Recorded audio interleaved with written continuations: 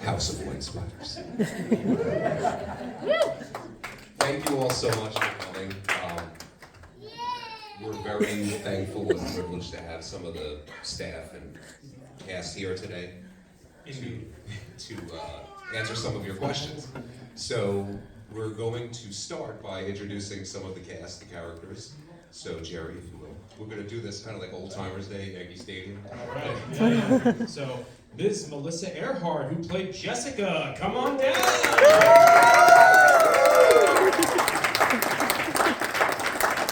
Take your little placard and have a seat. Mr. Scott Noble, who plays Thornhill. Also told my coworkers.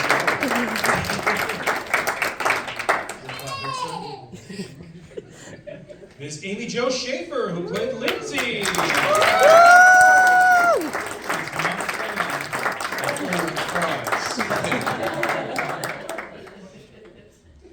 Miss Ruth Endress, who plays Mrs. Thomas.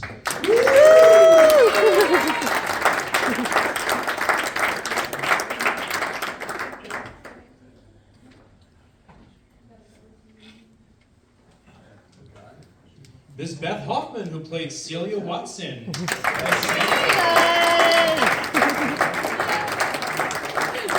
don't know who this guy is. Greg Taylor. No relation to any of the Taylor Memorial Library. Director, writer, producer.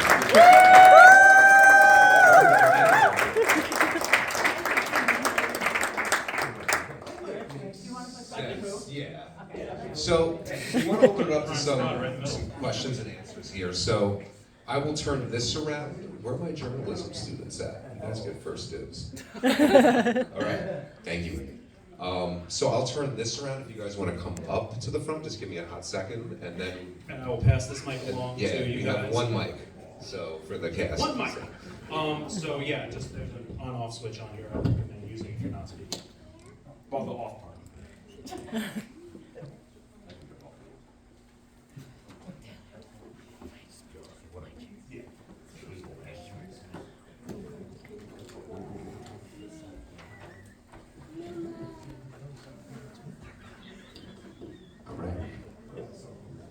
First, Caleb.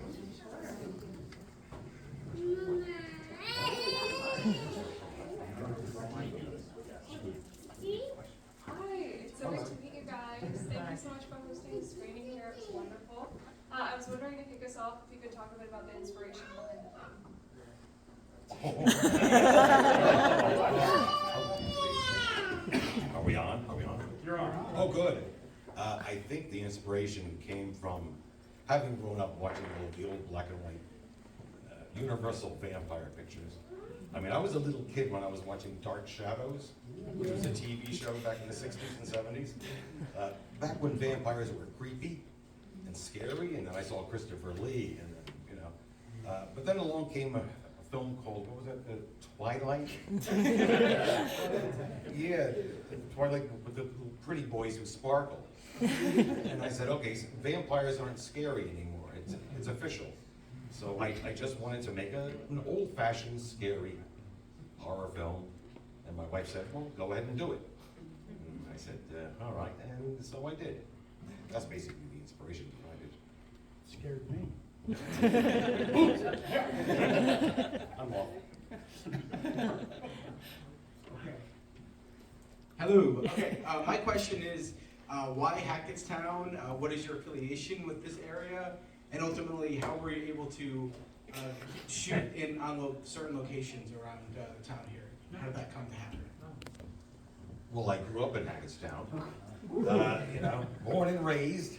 Went to Central School in Great Meadows, Hackettstown High School. Never came to Centenary, but you know, no offense. I started a job to make money and pay bills. What was the other part of the question? How did you get permission to shoot? Oh, how did I get permission? I didn't get permission. Permission. How were you able to shoot where you How was I able to? I turned the camera on.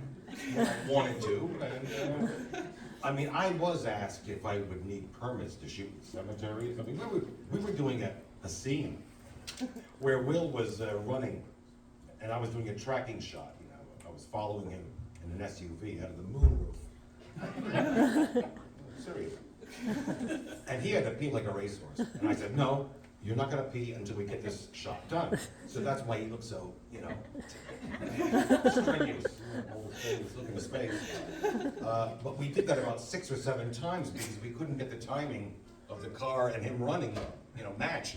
Meanwhile, there's a funeral going on right down a few rows away. They weren't crying much after they saw us doing our shenanigans. But, I didn't get permission to. Well, and now the house that we got, I did contact the real estate man who was handling the sale. It hasn't sold yet, but it's still available on the market. Don't say where it is. Oh, I won't say where it is, no, but we contacted him. We did get permission from him to use the house, as long as we left it, bloodless and all that. But that's about it. We just went around shooting like old documentarians. If that answers your question. Yeah.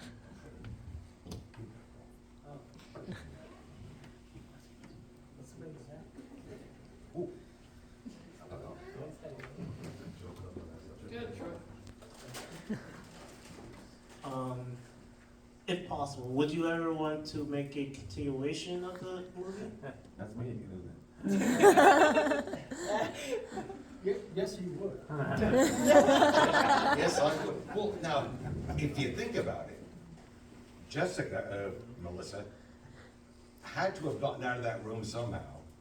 So she wouldn't have left her boyfriend hanging on that stake. So she would have pulled him off the stake, which would have, brought the vampire back to life. During the shooting of the movie, I was making notes. I was writing down notes for a sequel called The Return to the House of White Spiders. It's very wordy. People would say Spiders 2. No, we're gonna return to the House of White Spiders. And Amy, Joe, and Melissa were gonna be in it. It was gonna be The brains.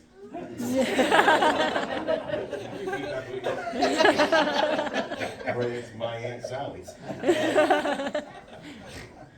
But they were gonna be like a duo, but they were gonna be fighting evil. It was gonna be a comedy, horror, adventure. But we would need, another leading man. So there you go.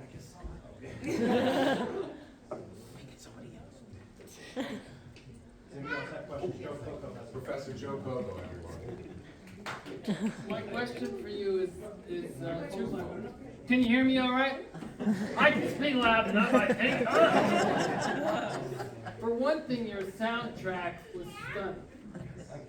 Now, I stay away from Hollywood films that deal with suspense and horror because the cutting from scene to scene is so brutal that it really hurts my psyche. But what I noticed in this movie, with the way the soundtrack moves you through each scene without very brutal cuts, is that it made me feel more interested in what you were creating on screen, as opposed to reacting to, like when you're sitting in your seat in the theater, it's tough. So I applaud you for being able to pace something and pique my curiosity, who for one has killed off ever looking at a horror movie. So when I found out what was happening here today, I said, I'm gonna come in cold with my students, I don't know much about it, and let me see what happens. Wow. So the question to you is, as an independent filmmaker, did you feel as if being independent got you off the hook from if you got $2, $5, $6 million from Hollywood to do your idea? Do you think it would have been more successful, or do you think you hit it right on the head as an independent? Well, first of all, I have to thank you for your kind words, Professor. That's quite a compliment. If I had gotten $6 or $7 million, I think I would have been told who the composer would have been. I would have been assigned an editor. The producer would have been running the show. And the actors would have been chosen for me. I wouldn't be able to pick my own people. These wonderful people up here, Most of them I just chanced upon by sheer luck. And some of the luck was bad, but I did chance upon them. You know, I would have gotten stars. I've noticed in horror films, when they have big names, you know, big name celebrities, you spend a lot of your time thinking where you've seen them before, in what other films. Whereas if you have a cast of non-recognizable people, you see, you're more focused on the story. And you know, that was one of my. Thank you very much. It wasn't right. I like it. It sounded convincing. But that's pretty much why I wanted to be independent. So I hope that answers your question. Yeah, and it works in your favor. Oh, thank you. Night of the Living Dead, as I recall, scared the bejesus out of me as a child. Me too. But I don't think I was as damaged as seeing that as I was attempting to see Carrie and walking out on Alien and a couple others, and that was it for me. Oh. You know, the more production, I don't know if it's more believable or more damaging to the psyche. Whereas Night of the Living Dead, you can kind of laugh at. Pretty much. I injected a little bit of humor in the film, you know, just to alleviate some of the tension and the horror. You know, like for example, the Texas Chainsaw Massacre. 91 minutes or 92 minutes of just unrelenting terror. You know, there wasn't a single moment to breathe. That's why I wanted to let the audience laugh a little every now and again to loosen up, and then comes the, you know, the bite, so to speak. But yeah, that's true. Can I mention something? Oh, Your sure. choice of characters? Sure. Oh, you can write it. So, how do you work this in? Put your mouth. All right, it's on? It's on. All right, easy. So, your choice of characters was, like you said, you wanted pretty much a nobody, so it wasn't a star making that point. So, everything, but yet, you had it in you to pick people that resembled somebody. Everybody in this audience said, boy, that girl looks so familiar. She looks so familiar. You look so familiar. Everybody looks so familiar, but you just can't put your finger on it. But we look, not so much me, but the rest of you actually look, to me, when watching the movie, I'm like, they look like an actor we know from somewhere. So I think you did a really nice job. Kudos to you for doing such a good job with that. What in any 2 cents? We had a really good time. There you We go. had a really good time. Oh, it was a party. I think we all came together. I didn't know anyone at all until we got there, and me and Amy just, we were total goofballs throughout the whole entire shooting. So it was a really fun process. I was living on Long Island at the time, and I would come out every weekend to spend, so we became like a little family. It was so much fun. So that's what I gotta say. I would do it again in a heartbeat if you wanted me to.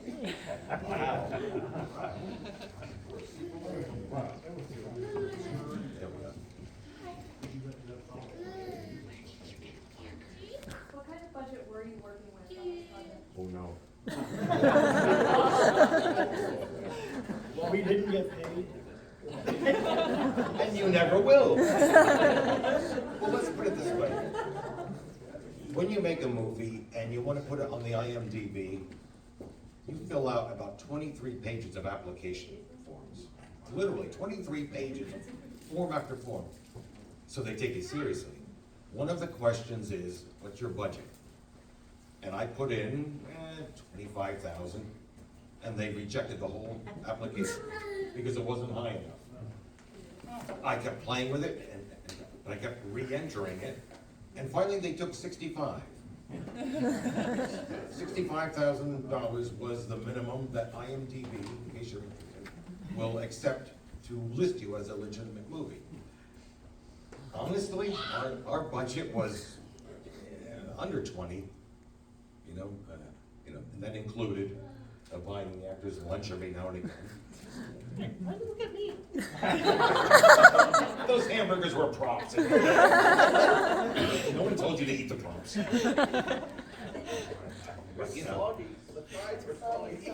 What they taste like. It tastes like wet socks. It took like 4 days to get through that line, we couldn't handle it. So good. I don't need to go on. Talking about the comedy in it, I just want to say Lindsay's character was comic genius. Every line was delivered with perfection. Secondly, in homage, I know you were talking about Twilight and everything, but when I saw the final scene with Jessica walking out on it, I said, that's Bella Swan. It looked like she was, ready to take on the vampires. So. But the third comment is that one particular scene that I thought was absolute perfection, that it didn't even look directed, it was choreographed, was the scene when Stephen first starts cleaning the house with the music in the background, where the boom, boom, boom, with the buzzers off the wall, and his performance. I know it's hard because he had no dialogue, nobody to work off of because he was alone, and yet every expression on that guy's face showed how repulsed he was by the dirt, how frustrated he was by the magnitude of the job, and even every now and then he looked at something and through their face you think he's saying, this is ridiculous. But he managed to do all of that without one word of dialogue, so kudos to him. But that whole scene was absolute perfection, the way it was choreographed and how it was all done. I couldn't even call it direction. I said, for me, from my years of dancing school when I was little, I said that was choreography, it was perfection. Well, thank you very much, thank you. Well, actually, that whole sequence was an accident. Yeah, I'm gonna confess. In the original script, it was just gonna be Stephen sweeping, bagging, boxing, throwing, and that's it. Very short and done. But on the first day, Will grabbed the broom, and he said, Greg, the handle's loose. I said, well, tighten it. So he turns it upside down, the bristle's facing up, and he spun it the wrong way, and it dropped off. And I had the camera going, and I saw that in the viewfinder, and I'm like, ooh, let's go in the kitchen and discuss this shot list. So we basically rethought every item that he had to do, but in a comedic way. And then we happened to hear Bang a Gong on the radio, and you want to talk about budget, $5,700 for that song. So there's the biggest chunk of our budget. Well, the musicians always get paid, even when the actors don't. But that's it, yeah. That was perfection. Thank you very much. Oh, thanks. In the back. Hi. So I was about to say, how much did you pay for Bang a Gong? So production, there's a lot of props, and a lot of them are clearly handmade. I don't think you're gonna buy a bunch of plastic steaks for 2 seconds in a shot. So there's like a book, and I was like, oh wow, that looks really detailed. And I'm like, how long did it take having a small group, because you don't have like XYZ people, hundreds of people on the team to make props, to write the script, to shoot and be as efficient, like in like a Hollywood film, right? So how long from making the script, making the props, filming, and then editing, did the production actually take? Oh, well, I started writing the script in April of 2009. We started to shoot the first week of May, and we finished the last week of August. So it was basically, it was a 16-week shoot. But prior to even shooting, I had to do all of the props and everything. So I had those pre-made in my basement. Didn't sleep, right? Huh? Didn't sleep. I didn't sleep at all, no. I lived on caffeine and cigarettes for an entire year. Can I stop over your house? What? Yeah. Oh. Okay. I own a towing company, and I got called over to his house to tow his car through the insurance company. All right. So a lot of your props came by accident or by what is it, donation, I guess. Yeah. I was one of them. I went over his house and I said, I got this thing, what do you do for a living? You know what I do for a living, And he said, I film movies. I make movies. I go, really? I said, if you ever need anything to help out with that movie, go and write it. I got a lot of equipment, a lot of stuff, and sure enough, my tow truck and me and everything else. Generator to run the lights at The night. generator, yeah. Yeah. So a lot of it came by people that just really appreciate Greg here. Oh, So, well, absolutely. And good friend and a very good individual. that's not. But anyway, yeah, that was quite a year, you know, from start to finish. Yeah. So I hope that answered your question. Yeah, Oh, good. thank you. Oh, what? See, I'm the wife, that's why I get the whole what. How did you meet everybody? We know you met Scotty by coming to tow our car, but how did you meet everybody else? Thank you, Mrs. Taylor. How did I meet everybody, the wife says? Well, actually, Beth came from the community. Little Lost Arts. Little Lost Arts in Branchville. Theater, yeah. Yeah. And the director had put out an email that said that Greg was looking for someone that was about my age and everything, and I said to her, you think I should go for it? She said, yeah. So, the rest is history. Yeah. And of course, Ruth Endress, who played Mrs. Thomas, worked with my wife. And she's generally very, very sweet.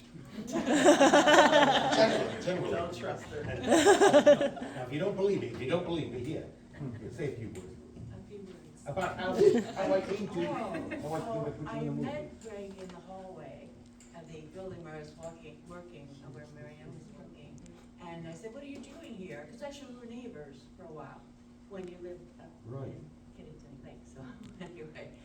I said, what are you doing here? He said, I'm making a movie. I don't think, I'm gonna push this. Push it towards you. Yeah. Anyway. I'm making a movie, and I said, I always wanted to make a movie. Next time, use a shovel. I wanted to make a movie. So he said, okay, you can be in it. And so he told me in a part for me that was one line. And I said, super, I'll try it, I'll do it. So, but it was really, really fun. We all had a wonderful time.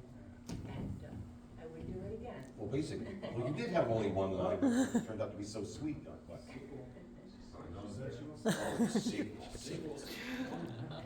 And then, We're all ready.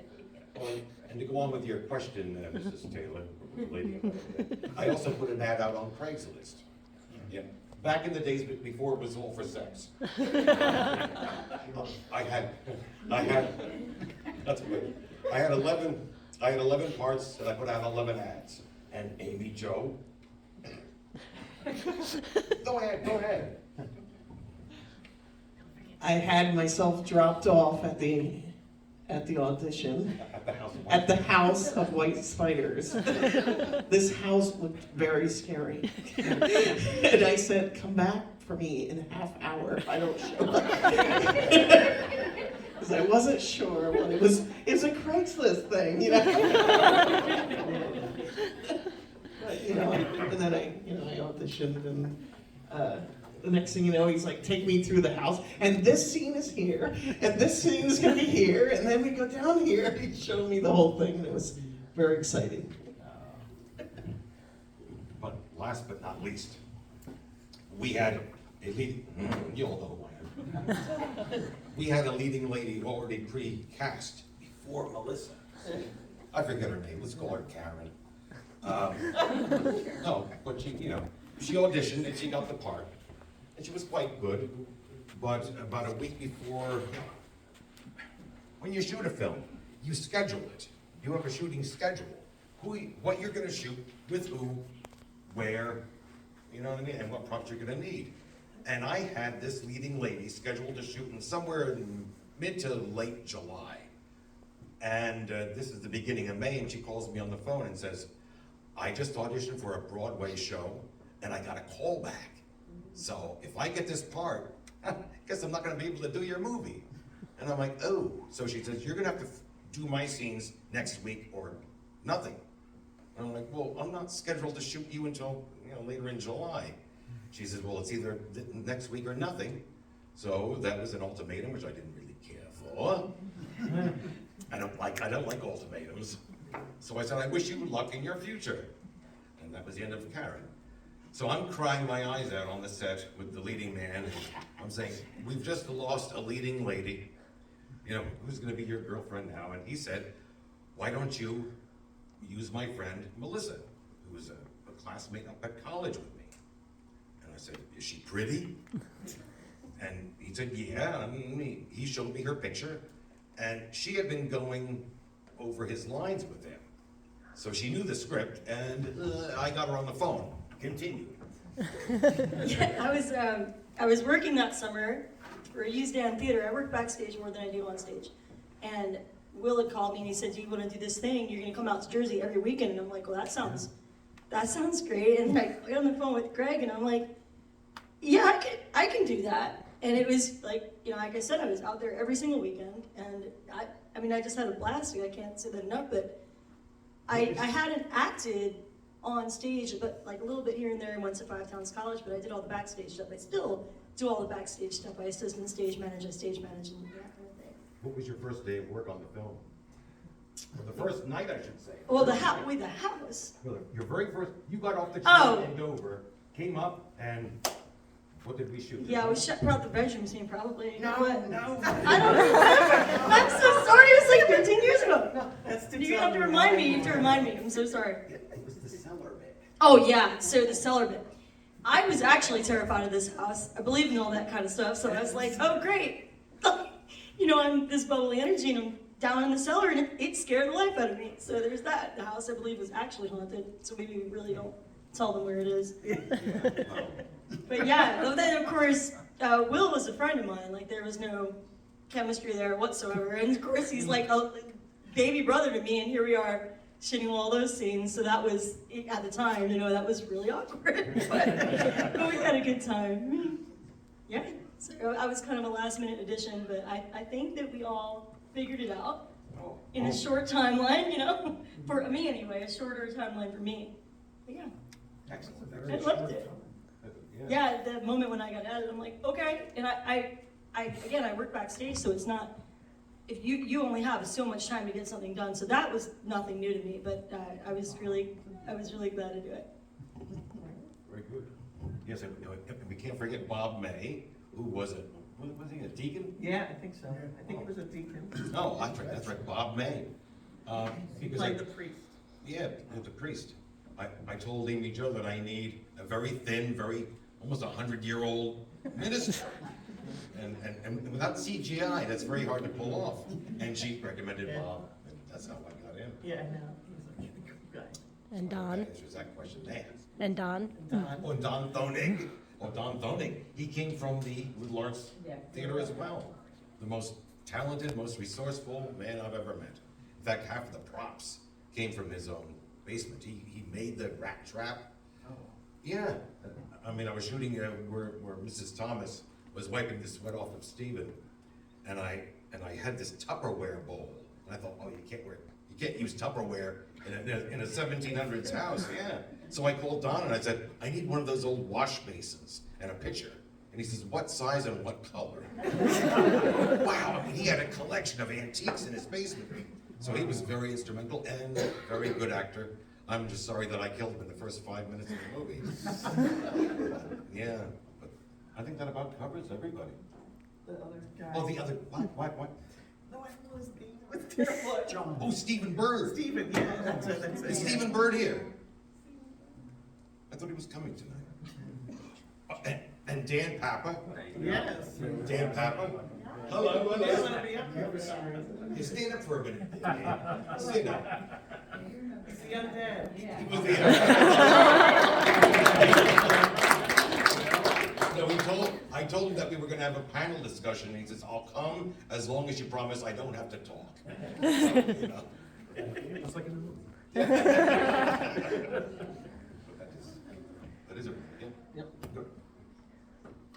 Any other questions? John from Waitsfield, my son, I was in house. John Michael Schroeder, that's it. I couldn't remember his last name, I just saw him on the phone. He's not here. John from I'll let him grab it. Hi. Okay, so you know how Centenary has their own little ghost here? So I was wondering, would you possibly ever do a movie about Tilly?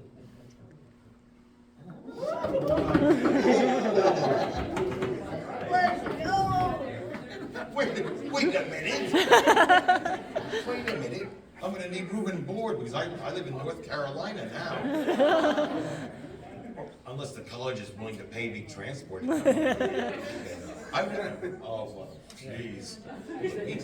Huh? Bring Tilly with you. Yeah, I didn't know that there was a Tilly here. Yeah, we have a ghost pretty much on campus, somebody that was murdered on campus. Murdered on campus? We have the most 1% of her honor is the book. Yeah. Oh, that's right, yeah. Oh, by the way, Amy Jo just reminded me. Amy Jo just reminded me to tell you all that House of White Spiders is available on DVD here tonight for $10 a piece.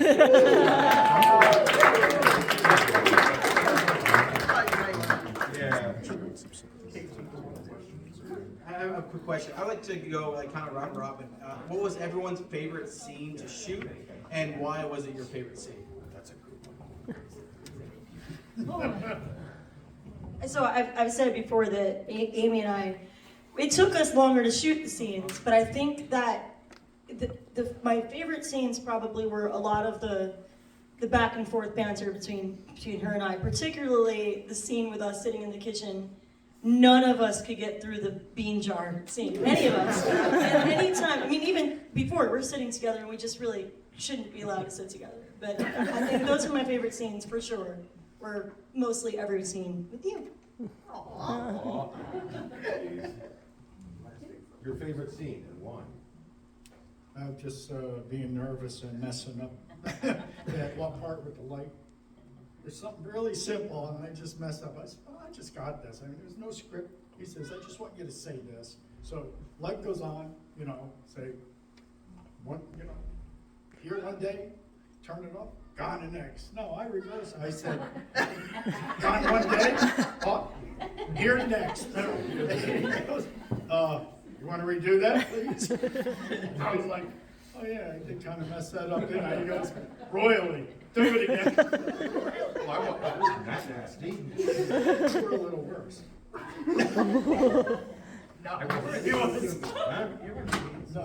He was very good. My favorite scene was the one that I was in. But I don't even talk about that anymore. But other than that, my favorite scene is probably Stephen's death. Nothing personal. It had nothing to do with the actor. I swear, it had nothing to do with the actor. Not at all. I mean, I promise, I'm telling the absolute truth. Because of how tragic the end was. And I knew it was going to hopefully punch the audience in the stomach. Not physically, but, emotionally. That's my favorite. Amy Jo. So many. No, I did like all the ones that she said. There was a particular scene with Will that A particular scene? yes, a particular scene that I was talking about the pajamas. What's the line? Are those new pajamas? Oh, no. Well, yeah. Okay, so he was doing something on the other side of the camera that you guys didn't see. And it was very distracting. And I had to get through this scene of looking at his pajamas and saying this line. And it was just like, he wasn't aware of it because he was filming this way, so he didn't know that Stephen was fooling around, And then finally, he's goofing around, Oh. Yes. So all of a sudden I was like, he's got to stop doing that. And finally we got the scene done after like 247. You still remember how many shots?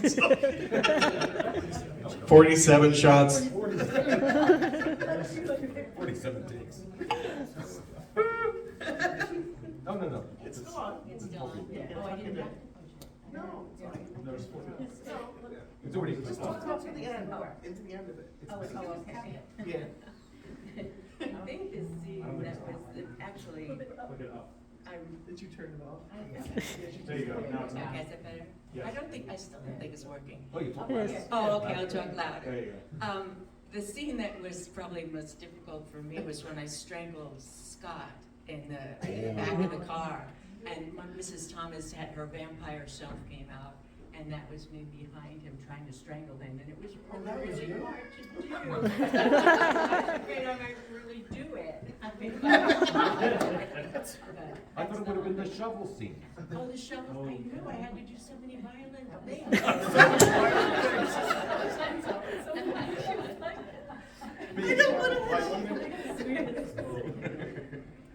So I have a couple. I have one when it was just me, but it looked like it wasn't. Like at the end when he was in the bed and I was yelling at him, I was yelling at no one. But I love scenes when I can be mad. And I was like, oh, I'm so mad, but it was an empty bed. So it was very hard to get the inspiration, but I really did enjoy that scene. I also loved the scene with the graveyard with the shovel when Mrs. Thomas did him in. That was a lot of takes.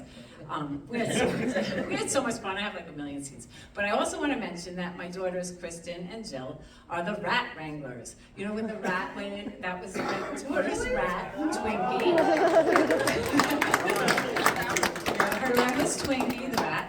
And like, it was a girl or a boy? It was a girl. It was a girl. Yeah, and yeah, it goes in and then a hand comes and like slowly takes it back. But anyway, they're the rat wranglers. I just wanted to mention that. Thanks, Mom. Do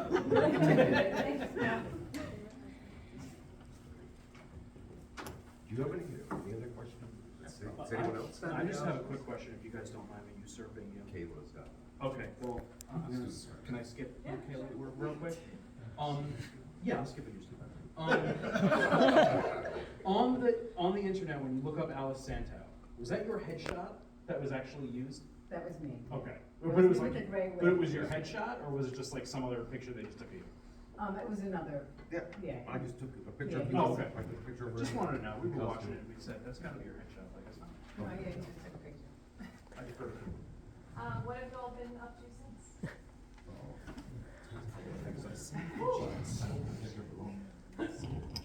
So, married, had a baby, all that kind of stuff. But I still work in theater. I do lots of backstage stuff.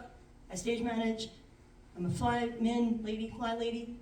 And yeah, I work mostly backstage. I'm home with my daughter a lot, but yeah, I'm still in the technical world. Haven't been in film since that, but you know, we'll see. Yeah, I still work theater world for now. Where have you been? Still got the same truck after 16 years. You probably see me around Noble's Towing and Recovery. That's the same truck. Almost 1 million miles on it now. I do some IT work. I'm an MCSE at Microsoft. I am an auto mechanic and I still do that. Now I play piano and living a very nice life with my wife. So, into the nice town of Liberty, New Jersey. You, sir? I sell DVDs for $10 a piece. I do.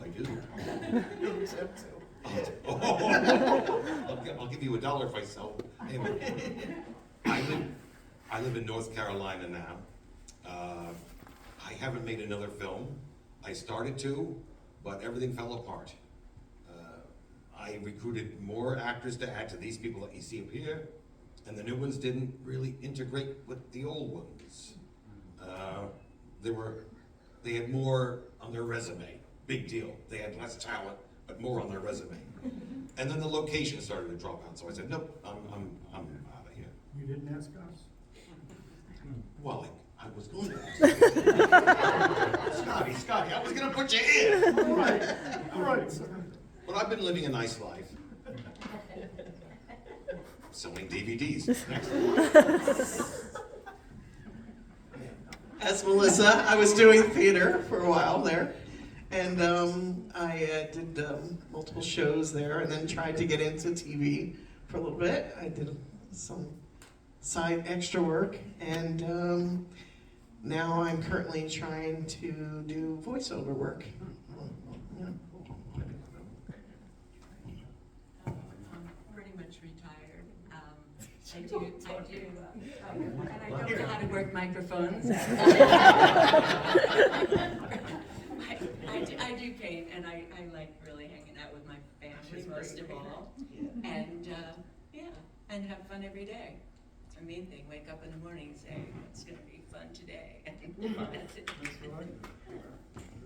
I'm a teacher. I teach reading to kindergarten through 2nd grade. I'm also in a barbershop women's a cappella chorus. If anybody's interested, we rehearse in Newton. If you're a woman and you can sing, hit me up. Yeah, that's basically what I'm up to.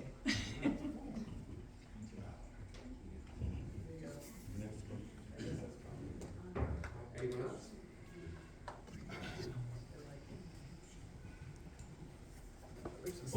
I see it. Anyone else?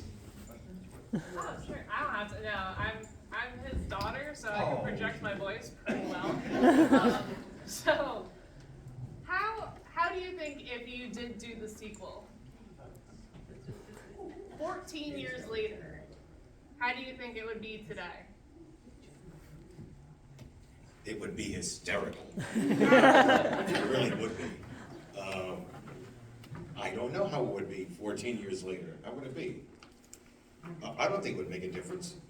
Because if we all had the same energy that we had back then, and the same enthusiasm like we had back then, I think it would be a very good action comedy, horror. Yes. Well, it sounds like you have willing casts. Sounds like it's worth a shot. Thank you, Nicole. I will think about it, definitely. Next question. Is there anyone else that wants to ask a quick question? We are closing soon, and we are salaried employees, so. Anyone? Well, we're gonna tidy up. You're more than welcome to stay and talk with the cast for a little bit, and the director. They are selling DVDs again. If you'd like to purchase one for yourself for the holiday season, it's kind of like Die Hard. It's a Christmas and a Halloween movie. So really, thank you all for coming on behalf of Taylor Memorial Library and the Hackettstown Free Public Library. We thank you all for coming out, and we look forward to seeing you soon.